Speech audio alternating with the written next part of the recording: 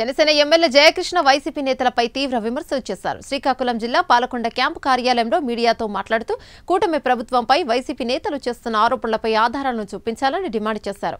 అన్నదాత సుఖీభవ రైతులకు అందడం లేదని వైసీపీ నేతలు అసత్యాలు ప్రచారం చేస్తున్నారంటూ మండిపడ్డారు. గత ప్రభుత్వ హయాంలో 1630 కోట్ల రూపాయల బకాయిలను కూటమి ప్రభుత్వం తీరుస్తుందన్నారు. అలాగే జీవో నెంబర్ 3 గురించి మాట్లాడారు. జీవో నెంబర్ 3 గురించి మీరు ఏమైనా ప్రయత్నాలు చేశారా? మీ మాజీ ముఖ్యమంత్రి గారు ఆ రోజు కనీసం ఒక కమిటీ అయినా వేశారా? కొన్ని కమిటీ వేయలేదు సరే, ఆ జీవో నెంబర్ 3 గురించి కనీసం ఒక లాయర్ని పెట్టి కనీసం కోర్టులను వాదనలను వినిపించారా? ఈరోజు జీవో నెంబర్ 3 పోయింది. గిరిజనులకు ఏదైతే మరి గిరిజన షెడ్యూల్ ప్రాంతంలో 100% ఉద్యోగ కల్పనని ఆ జీవో నెంబర్ చెబుతోంది. మరి దాని మీద ఏమైనా గత ముఖ్యమంత్రి గారు చర్యలు తీసుకున్నారా?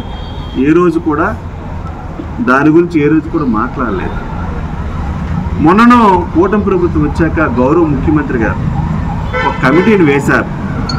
సంఘ నాయకుల్ని కొంతమంది, అలాగే అధికారులు కొంతమంది వేసి ఒక బెస్ట్ ఏదైతే జీవో నెంబర్ 3 స్థానంలో మరి గిరిజనులకు సంబంధించి ఏదైతే ఆ 3 బదులు ఇంకోటి తీసుకురావడానికి ఒక కమిటీని కూడా గౌరవ ముఖ్యమంత్రి గారు చంద్రబాబు నాయుడు గారు ఒక కమిటీని వేశారు.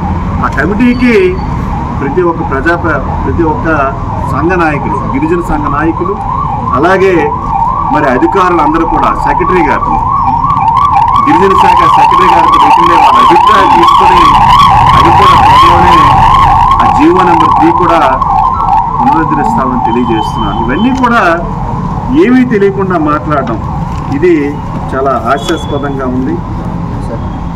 చంద్రబాబు నాయుడు గారు గిరిజనులు ఏమి చెప్పారంటే, కళావతి గారు ఎస్సీలో కానీ ఎస్టీలో కానీ ఎవరైనా పుడతారా అని చంద్రబాబు నాయుడు గారు అన్నట్టుగా ఒకసారి దానికి ఏమి ఆధారం లేకుండా మీరు మాట్లాడుతున్నారు.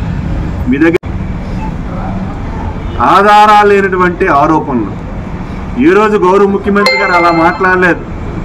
మీరు మాటలను వక్రీకరిస్తున్నారు తప్పించి ఈరోజు కూడా గౌరవ ముఖ్యమంత్రి చంద్రబాబు నాయుడు గారికి, అలాగే ఉప ముఖ్యమంత్రి గారు పవన్ కళ్యాణ్ గారికి దళితులన్నా, గిరిజనులన్నా, బీసీలన్నా, అలాగే ఓసీలన్నా అన్ని వర్గాల వారు వాళ్ళకి సమానమే. ఏ రోజు కూడా వ్యత్యాసం చూపించలేదు.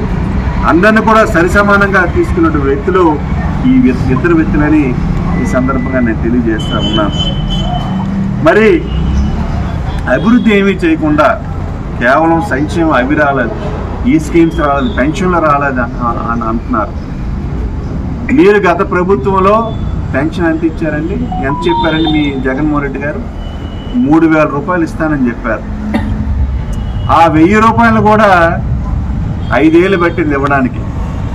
మేము కేవలం గెలిచిన వెంటనే, ముఖ్యమంత్రిగా ప్రమాణ స్వీకారం చేసిన వెంటనే 1000 రూపాయలు పెంచి అందరికీ కూడా ఆర్థికంగా భారం ఉన్నా సరే అందరికీ పెన్షన్లు ఇచ్చాం. అది మా ప్రభుత్వం తన గొప్పతనం.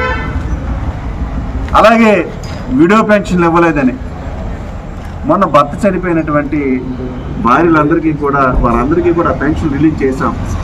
అలాగే రీసెంట్గా ఎవరైతే విడో పెన్షన్స్ ఉన్నాయో అవన్నీ కూడా త్వరలో ఇస్తాం.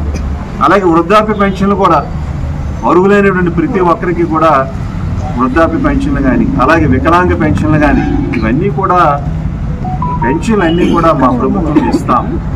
అది కూడా వక్రీకరిస్తున్నారు. వికలాంగులు ఎవరైతే ఉన్నారో వాళ్ళకి పెన్షన్లు ఇవ్వడానికి వాళ్ళు తీసేస్తున్నారు. ఇది కేవలం మీరు ప్రజల్ని పెడుతున్నారు తప్పించి, మా మీద బురజల్లే ప్రయత్నాలు చేస్తున్నారు తప్పించి వాస్తవాలు తెలియకుండా మీరు మాట్లాడుతున్నారు. ఖచ్చితంగా అర్హులైనటువంటి ప్రతి ఒక్కరికి కూడా పెన్షన్లు ఇస్తాం. సంక్షేమ కార్యక్రమాలు అన్నీ కూడా మేము ఇస్తామని నేను తెలియజేస్తున్నాను. ఈ విషయాన్ని మరి కళావతి గారు తెలుసుకోవాలని, తెలుసుకొని మాట్లాడాలని నేను తెలియజేస్తా ఉన్నాను. కాబట్టి మీరు అవాస్తవాలు మాట్లాడినా, అబద్ధాలు మాట్లాడినా ప్రజలందరికీ తెలిసి మీరు ఏం మాట్లాడుతున్నారు. ప్రజలందరూ కూడా గమనిస్తున్నారు. ఇప్పటికే మీకు బుద్ధి చెప్పారు. ఖచ్చితంగా ఈ ప్రభుత్వం, కూటమి ప్రభుత్వం అభివృద్ధి పైన పూర్తి స్థాయిలో దృష్టి పెడుతోంది. ఖచ్చితంగా ఈ గిరిజన ప్రాంతాల్లో ఏవైతే గిరిజన నియోజకవర్గాలు ఉన్నాయో ఇవన్నీ పూర్తి స్థాయిలో అభివృద్ధి బాటలో మేము తీసుకువెళ్తామని పత్రికాముఖంగా తెలియజేస్తూ సెలవు తీసుకుంటాం.